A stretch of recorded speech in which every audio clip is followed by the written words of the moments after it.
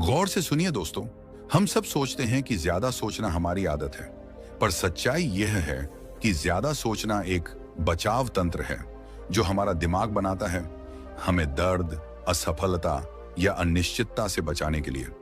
मनोविज्ञान कहता है कि जब इंसान असुरक्षित महसूस करता है तो दिमाग हर संभावना पर विचार करने लगता है ताकि हमें खतरे से पहले ही सुरक्षित किया जा सके। यही कारण है कि जब कोई हमें इग्नोर कर देता है, जब कोई मौका हाथ से निकल जाता है या जब कोई गलती हो जाती है, हमारा दिमाग बार बार रिप्ले करता है, काश मैंने ऐसा किया होता, अगर मैं ऐसा कह देता तो।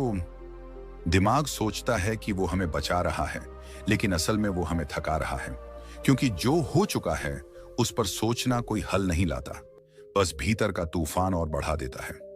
यही वो जगह है जहां गौतम बुद्ध का ज्ञान और मनोविज्ञान की समझ एक साथ खड़े हो जाते हैं। बुद्ध ने कहा था, मन ही सब कुछ है, जैसा तुम सोचते हो वैसा ही बन जाते हो। और मनोविज्ञान भी यही कहता है, तुम्हारे विचार ही तुम्हारी भावनाओं और व्यवहार का आधार बनते हैं। लेकिन फर्क सिर्फ इतना है कि बुद्ध ने विचारों को देखने की कला सिखाई, जबकि मनोविज्ञान ने विचारों को समझने की प्रक्रिया बताई। और जब ये दोनों मिलते हैं तब इंसान सिर्फ सोचने से नहीं, जीने से जुड़ता है। सोचो जरा, तुम एक कमरे में बैठे हो, सामने एक पंखा चल रहा है, तुम्हें आवाज सुनाई दे रही है घूमते हुए ब्लेड की। अब तुम चाहो तो उस आवाज पर ध्यान मत दो, लेकिन अगर तुम सोचने लगो कि ये आवाज क्यों आ रही है, कितनी देर तक आएगी, क्या ये बंद नहीं हो सकती, तो अचानक वो आवाज तुम्हारे दिमाग में और तेज हो जाती है। यही होता है ओवरथिंकिंग। विचार वैसे तो आते जाते रहते हैं, लेकिन जब तुम उन्हें पकड़ लेते हो तब वे तुम्हें पकड़ लेते हैं। मनोविज्ञान में इसे कहते हैं थॉट लूप, एक ऐसा चक्र जो खुद से शुरू होकर खुद में खत्म होता है, लेकिन हर बार तुम्हारी ऊर्जा चूस लेता है। बुद्ध ने कहा था, जैसे चाक पर घूमती मिट्टी का आकार कुम्हार तय करता है, वैसे ही मन के चाक पर घूमते विचारों का आकार तुम तय कर सकते हो। यही इस वीडियो का उद्देश्य है, तुम्हें दिखाना कि कैसे तुम अपने विचारों के मालिक बन सकते हो, उनके गुलाम नहीं। कई लोग कहते हैं, मैं बहुत सोचता हूं क्योंकि मैं गहराई वाला इंसान हूं, लेकिन सच्ची गहराई सोच में नहीं, सचेतता में है। बुद्ध ने सिखाया कि जो मन को देख लेता है वो मन से ऊपर उठ जाता है। वो कहते थे, विचारों को रोकना नहीं, बस उन्हें आते जाते देखना सीखो। यही बात मॉडर्न साइकोलॉजी भी कहती है, observe your thoughts, don't identify with them. पर फर्क यह है कि आज हम देखने की बजाय घबराने लगे हैं। जब कोई नकारात्मक विचार आता है तो हम उसे लड़ते हैं, उसे भगाना चाहते हैं, और यही लड़ाई ओवरथिंकिंग को और मजबूत बना देती है, क्योंकि जो भी चीज तुमसे जितनी ज्यादा लड़ती है वो उतनी ही गहरी जड़ें पकड़ लेती है। अब एक पल के लिए आंखें बंद करो और सोचो, तुम सड़क पर चल रहे हो, सामने धूप है, हल्की हवा है, सब सामान्य है, लेकिन अचानक कोई तुम्हारे कान में कहे, अरे सावधान रहो, कुछ बुरा होने वाला है। क्या होगा? तुरंत तुम्हारा मन सतर्क हो जाएगा, हर आवाज, हर हलचल पर तुम्हारा ध्यान चला जाएगा। यही होता है जब दिमाग तुम्हें डर के जरिए नियंत्रण में रखता है। ओवरथिंकिंग उस डर की संतान है, वो डर जो हमें हमेशा भविष्य में झोंक देता है या अतीत में खींच ले जाता है। मनोविज्ञान के अनुसार ओवरथिंकिंग का सबसे बड़ा कारण है कंट्रोल का इल्यूजन, यानी हमें लगता है कि ज्यादा सोचकर हम चीजों को कंट्रोल कर सकते हैं, लेकिन सच्चाई उलट है। जितना हम सोचकर कुछ कंट्रोल करना चाहते हैं, उतना ही वो हमारे नियंत्रण से बाहर चला जाता है। गौतम बुद्ध ने यही कहा था, जितना पकड़ोगे उतना खो दोगे। मन को पकड़ने की कोशिश मत करो, बस उसे समझो, क्योंकि जब तुम समझते हो तो धीरे धीरे तुम्हारा मन खुद शांत होने लगता है। एक समय की बात है, एक व्यक्ति बुद्ध के पास आया और बोला, भगवान, मेरा मन बहुत बेचैन है, मैं सोचते सोचते पागल हो गया हूं, इसे शांत कर दो। बुद्ध मुस्कुराए और बोले, अगर मैं तुम्हारे मन को शांत कर दूं तो अगली बार भी जब ये अशांत होगा तुम मेरे पास आओगे, लेकिन अगर मैं तुम्हें सिखा दूं कि मन को देखना कैसे है तो फिर तुम्हें किसी बुद्ध की जरूरत नहीं पड़ेगी। ये वही मूल शिक्षा है जो आज मॉडर्न साइकोलॉजी सेल्फ अवेयरनेस के नाम से देती है। सोच का इलाज सोचना नहीं, देखना है। ओवरथिंकिंग को खत्म करने की शुरुआत वहीं से होती है, जहां तुम अपने विचारों के साथ बातचीत करना बंद करते हो और बस उन्हें देखना शुरू करते हो। अगर तुम्हें आज तक लगा कि ज्यादा सोचना कमजोरी है, तो जान लो, ये कमजोरी नहीं, गलत दिशा में इस्तेमाल की गई ताकत है। तुम्हारा दिमाग बहुत शक्तिशाली है। वो हर छोटी बात को एनालाइज कर सकता है, हर संभावना को पकड़ सकता है। लेकिन वही दिमाग जब नियंत्रण से बाहर हो जाता है, तो वो तुम्हारा सबसे बड़ा दुश्मन बन जाता है। और बुद्ध ने यही कहा, मन को जीत लो, संसार जीत जाओगे। साइकोलॉजी कहती है, master your mind, master your life. दोनों का मतलब एक ही है। तुम्हारा मन तुम्हारे आदेश का इंतजार कर रहा है, लेकिन तुम खुद उसके आदेश के नीचे जी रहे हो। ज्यादा सोचने की सबसे बड़ी समस्या यह है कि यह हमें करने से दूर ले जाती है। हम सोचते रहते हैं कि कब सही वक्त आएगा, कब सब परफेक्ट होगा, और इसी सोच में जिंदगी निकल जाती है। मनोविज्ञान के मुताबिक जब हम ओवरथिंक करते हैं, तो हमारा दिमाग एनालिसिस पैरालिसिस की स्थिति में चला जाता है।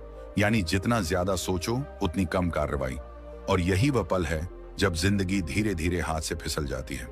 बुद्ध ने कहा था, जो हुआ उसे जाने दो, जो आने वाला है उस पर मत सोचो, बस वर्तमान में रहो।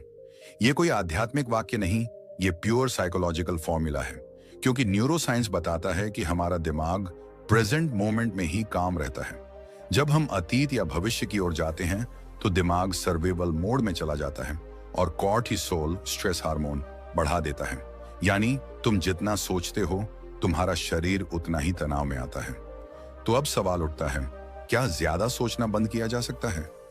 बिल्कुल, लेकिन बंद करने की कोशिश करके नहीं, बल्कि उसे समझकर। क्योंकि जब तुम किसी चीज को समझ लेते हो, तब वो तुम्हें पकड़ नहीं पाती। याद रखो, विचार तुम्हारे दुश्मन नहीं हैं, वो सिर्फ संदेशवाहक हैं। वो बताते हैं कि तुम्हारे भीतर कुछ अनसुलझा है। तुम्हारा डर, तुम्हारा दर्द, तुम्हारी अधूरी बातें, यही तो हर विचार की जड़ है।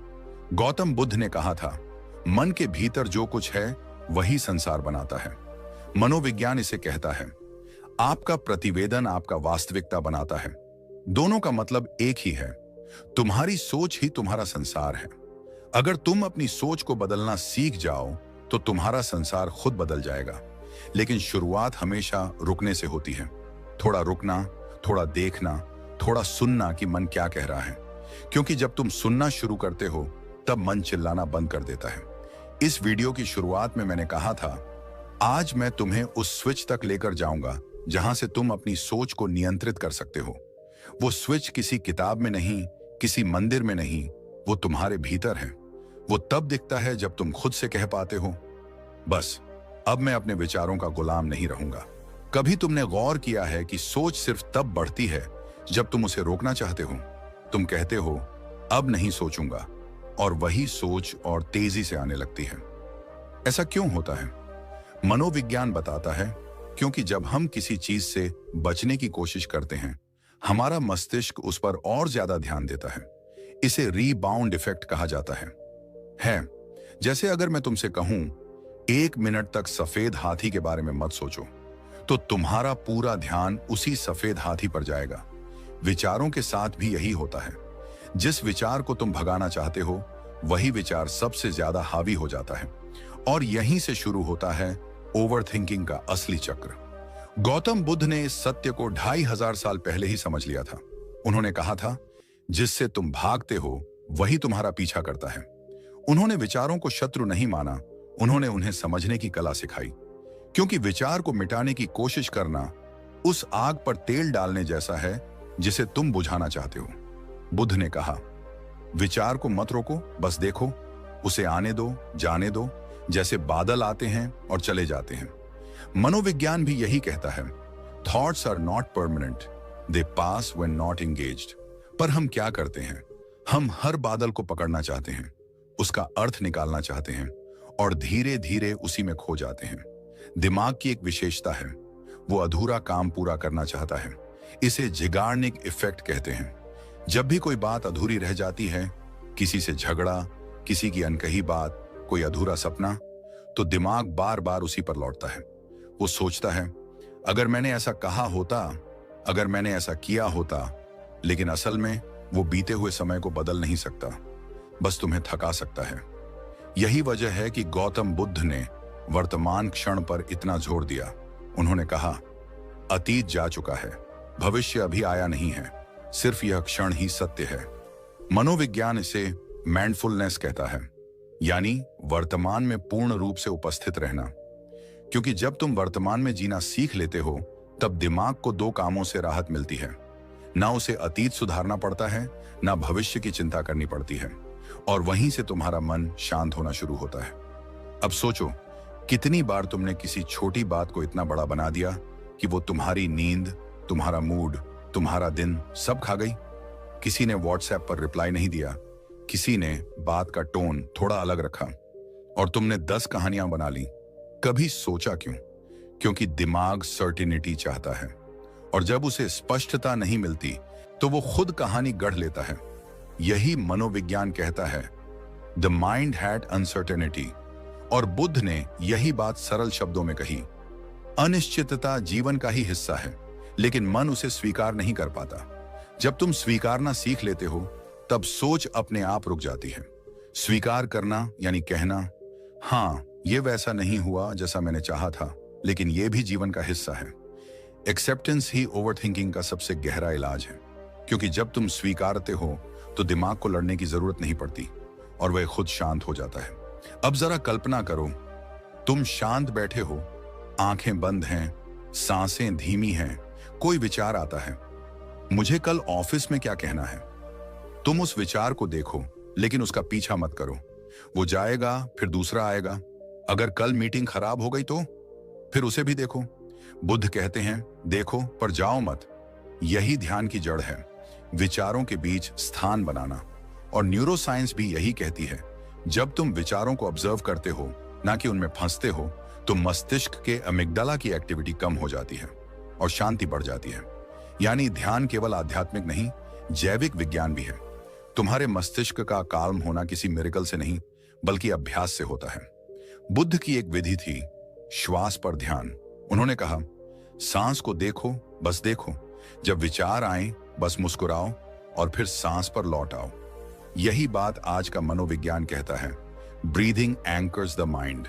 सांस वो पुल है जो तुम्हें विचारों की भीड़ से निकालकर वर्तमान में लाता है। हर गहरी सांस एक नया क्षण है, एक नया अवसर है। जब तुम इस अभ्यास को रोज 10 मिनट करते हो, धीरे धीरे मन शांत होने लगता है।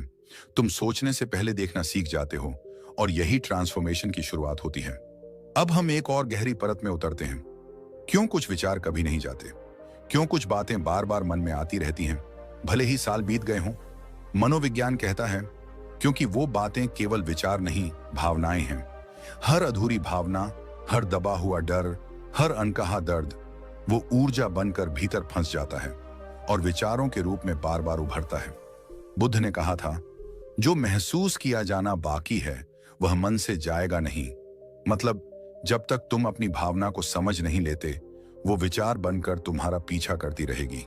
इसीलिए बुद्ध ने विपश्यना की विधि दी, जहां तुम खुद को देखते हो, अपने मन की हर परत को देखते हो, बिना भागे, बिना छिपे।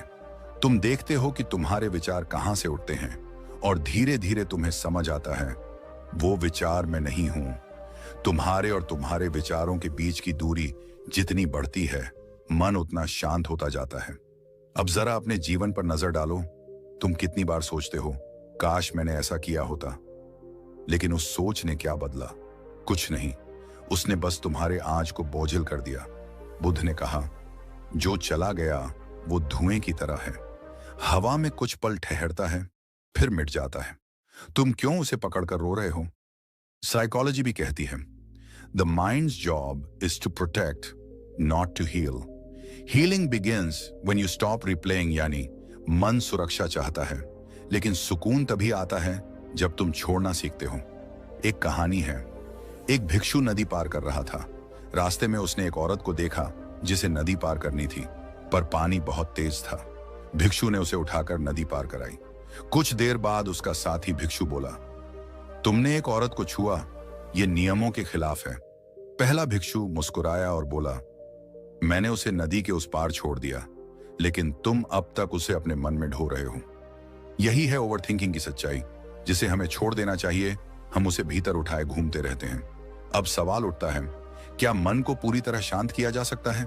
बुद्ध ने कहा, मन को खत्म मत करो, उसे जागरूक बना दो। मनोविज्ञान भी यही कहता है, अवेयरनेस चेंजेस न्यूरल पाथवेज।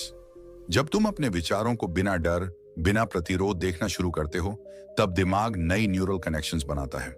धीरे धीरे तुम्हारा डिफॉल्ट पैटर्न बदल जाता है।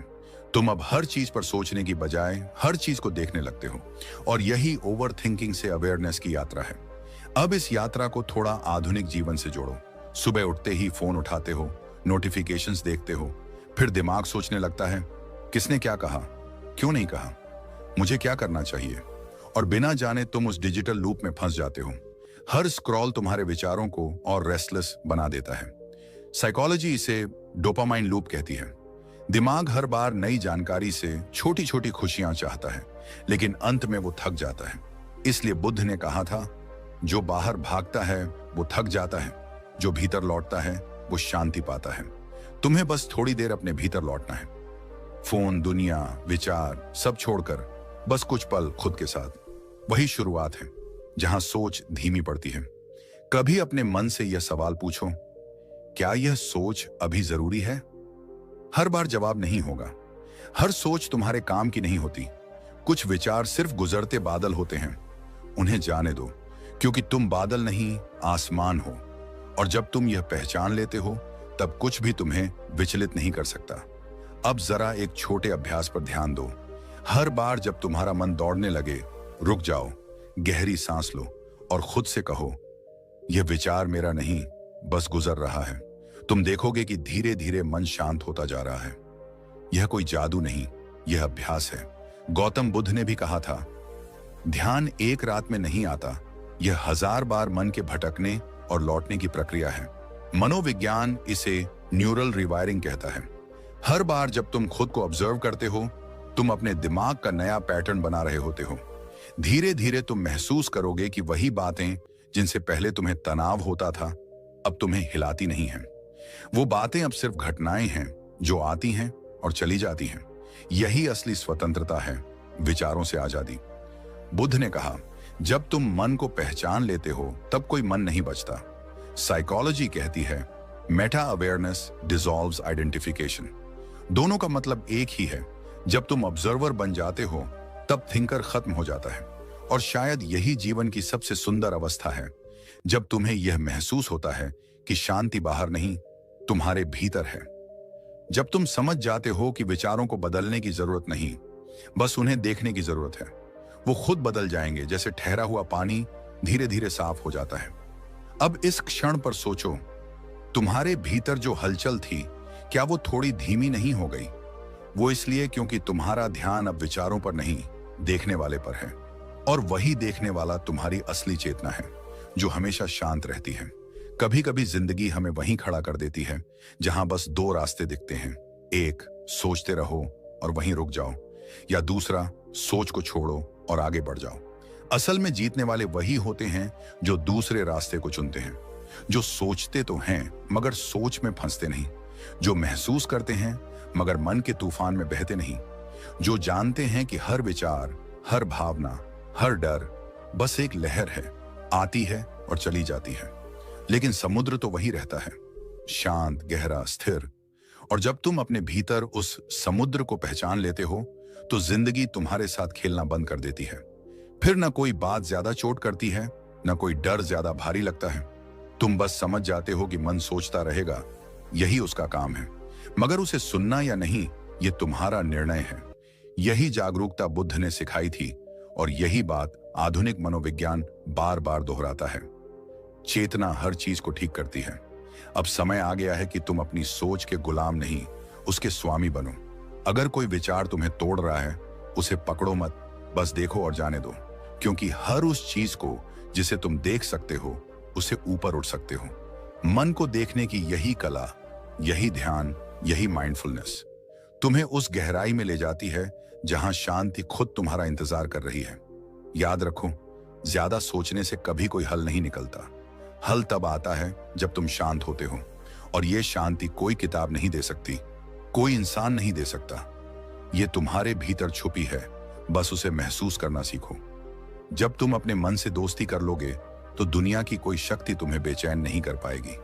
तो आज से एक फैसला करो, अब मैं सोचने में नहीं, जीने में विश्वास करूंगा।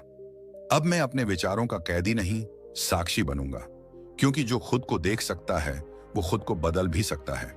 और अगर इस वीडियो ने तुम्हारे भीतर कहीं कोई हलचल पैदा की हो, अगर तुमने इस आवाज में वो सच्चाई सुनी हो जो तुम्हारे दिल में पहले से थी, तो एक कदम और बढ़ाओ। इस वीडियो को शेयर करो ताकि कोई और जो आज सोच सोच कर थक गया है उसे भी राहत मिले। और हां, अगर तुम उन लोगों में से हो जो सच में अपने मन को समझना चाहते हैं, अपने भीतर की शक्ति को जगाना चाहते हैं, तो अभी हमारे चैनल को सब्सक्राइब करो, क्योंकि यहां हर वीडियो सिर्फ ज्ञान नहीं देता, जीवन को दिशा देता है। यहां हर शब्द तुम्हारे मन की गहराइयों से निकला है, ताकि तुम खुद को पहचान सको, अपने विचारों पर राज कर सको और वो जीवन जी सको जिसके तुम हकदार हो। तो याद रखो, विचार आते रहेंगे, लेकिन अब तुम उन्हें देखोगे, समझोगे और फिर मुस्कुराकर आगे बढ़ जाओगे, क्योंकि अब तुम जानते हो मन तुम्हारा है, तुम मन के नहीं। यही है जीवन का सच्चा ध्यान और यही शुरुआत है तुम्हारी नई यात्रा की। धन्यवाद।